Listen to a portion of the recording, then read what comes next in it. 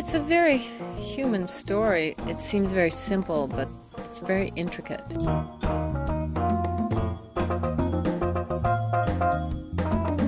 There's been a lot of passion and a lot of effort put into making this movie come together.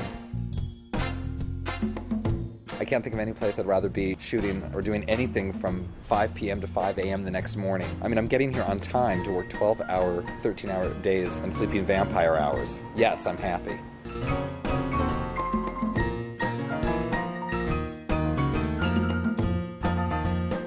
There's a smorgasbord of stuff that happens. There's a wonderful cast, very open. There weren't any egos and there weren't any clashes. There were just a bunch of people determined to make this movie work, and I think we did.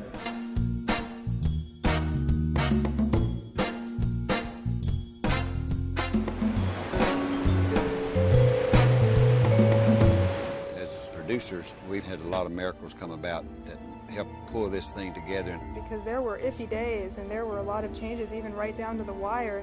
We were kept on our toes as writers because the actors truly became these people. Let's roll sound, rolling, and action! Company! Barbara, that's me and my character. I'm having our annual birthday for my best friend Jean. And there's all kinds of stuff that is going on, and we're just trying to carry on as if everything is normal. You have all these seemingly beautiful people who gather for this annual dinner feast. As the dinner progresses, the warts begin to show. It's kind of interesting, and it's kind of fun to kind of break it down and tackle it moment to moment and then try and bring it to life.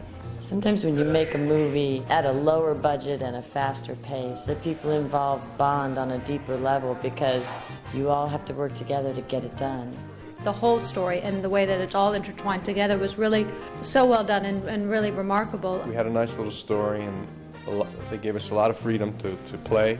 I love the story and how each character has a really strong arc. I like ensemble films like The Big Chill, and this is, in my view, in that tradition. It's a script that has very strong female characters, which is something I think nowadays is sometimes very difficult to come across. They're strong women, they're independent women. I think all the males in the film are such model citizens that, how could I resist?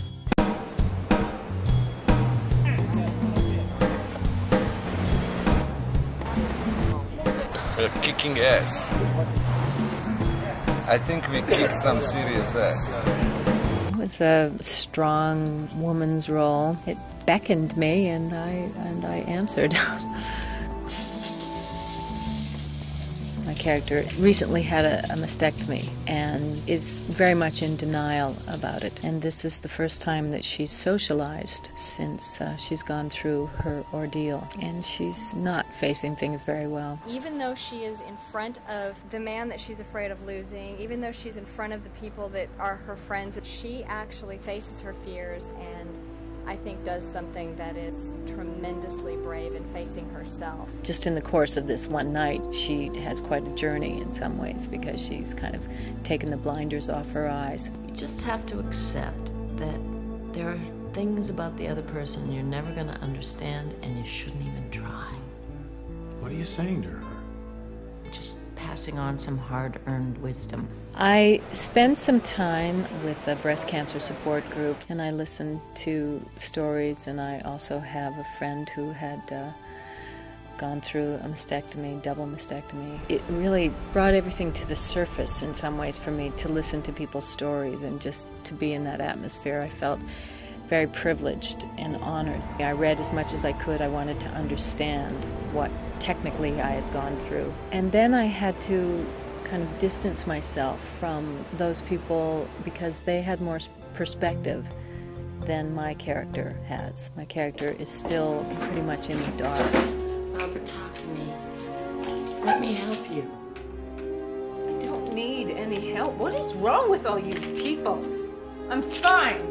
There's layer upon layer of issues, and we even hit this right on the head in the film. It's not just a physical recovery, it's an emotional recovery. His wife's had a mastectomy and is coming to terms with the depth of trauma that's caused in her life and in their lives. They just can't communicate, and I think they have been paralyzed by fear. They've been thrown something that they never anticipated and don't have the knowledge to deal with it. You take my words and you twist them around. Barbara, you brought yourself here. I'm not the one running, Jack. You are so far down the road, I can't even see you anymore. You're not there for me. You're not in this marriage. Things are not always as they appear, you know, when you look at this house and you assume that everything inside of a house like this is either taking place on an elevated or privileged level of existence for the people who own it and live in it.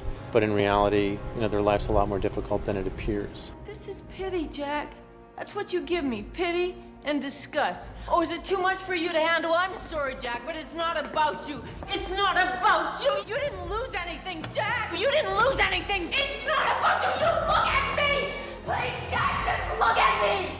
It was very disturbing to wear this prosthetic thing. We had the actors come in and we did a live cast of her in the shop before we started filming, and they made the sculpture on her cast and ran it in foam. This is what it looks like beforehand when we first get it, and this is the one that I've pre-painted already. I was surprised. I actually have some photographs, and you know, I've shown them to people and they're shocked. It's about a bunch of people that are in crisis one way or the other in their lives, and the story is about that kind of coming to a head and then coming to a resolution. That's always very appealing to actors. I played the character of Jean, who's a really interesting lady. She comes from the kind of past that doesn't lend itself to a lot of faith in relationships. I was drawn to this film because it had some actors in it that I greatly admire, Barbara Williams and Michael O'Keefe. Sorry I'm late. There you are. Happy birthday. And it allowed me to play a character that's both funny and serious. You have got to let the people who love you help you. Tell me how. Tell me what you need. I don't know how. Jean is the warmth, Jean is the humor, Jean is the one that can see out of the corner of her eye exactly what's happening to everyone in every part of the room. What I like about Leo is his ability to allow things to just roll off his back. He's having fun. Leo enjoys life. He's a contractor by trade who practices astrology. Explain that cigar you have in the movie. I mean, you carry it around with you a lot. It's a bad habit, and every time I take it out and I have it in my hand, I'm reminded of the bad habits in my life. Jean was a bad habit. The whole time we were together, you were never available. Never.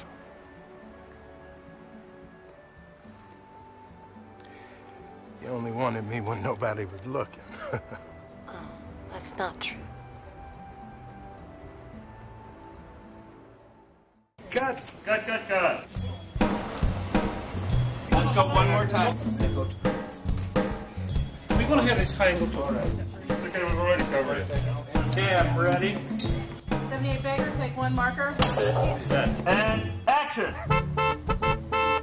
My character is basically married and sort of living in this bubble of a life. Everything on the outside seems perfect and everything on the outside seems to be going fine, but it's sort of not. Chris is a very successful lawyer and very shrewd, but also very controlling and manipulative. What are they talking about? Oh, Leo's doing everybody's chart, so I gave him your birth information. What the hell for? He's a handyman. No, he's a contractor for Jack, and he does this too. I thought it would be fun. Did you give him my social security number too? Two people live a certain way for so long, and when confronted with a difficulty, all the facades sort of break away, and they're forced to deal with each other. You are so controlling, you are so manipulative, and yes, I have allowed you to be. But this has to stop. We have to stop. I want something real. There's nothing real here. Kara, All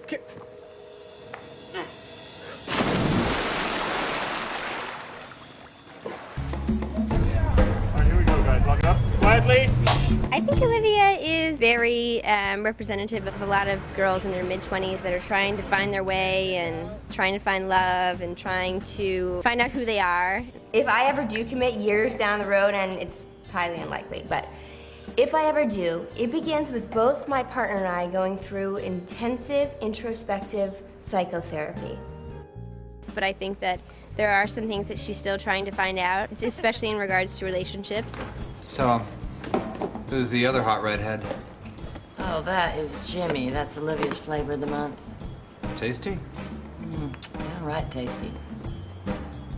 Well, Jimmy, my character Jimmy, is a little unusual in this script. He's the only guy who's really got some fairly naked ulterior motives. Hi.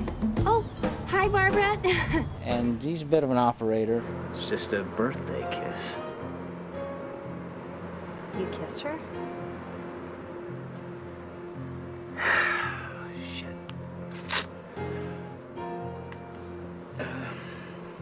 Yeah, once. There's a smorgasbord Of things that come up. delectable stuff that happens in that scene. And action! Okay, hold on, stop there. Stop there, please. This is the distance you should keep with them, okay? Okay, zoom in. I think of Ramon as kind of a Greek chorus. He's the only gay person at the party. He is not the only single person, but he's probably the one who's been single the most. And I think he has a very objective view of man-woman relationships, not being embroiled in them himself. I think when you're doing an ensemble film like this, it is really important that the cast bond as much as they can because of the closeness of the characters. And it's something that, you know, you can approximate on screen, but if there's some real juice there, it's always better. We had a rehearsal period about a week before we actually started shooting, where we sat around the table, we talked, we read the script, made suggestions, we got to know each other. By the time we hit our first day, we already had context with each other. There were already things we'd all found about each other that we loved. I think that definitely helps. Chris, come help me with the cake. Right now my favorite scene is a scene between my character Ramon and Stan Cahill's character Chris. And you want to know what really bothers me? Yeah. Hold these. A man's position in this world has steadily lost its rightful rank. Take a look at a dying breed. I'm the last of the real men. Thanks, Muffin. Wash this out. Doing that scene with Stan was a great experience. The writers and producers gave us, you know, a certain amount of leeway to play with it, and we discovered new things in it, and it was definitely a wonderful experience. Pictures up, here we go! Action, action, action, cut! I think people will find a lot they can relate to. It's funny and it's kind of tragic too.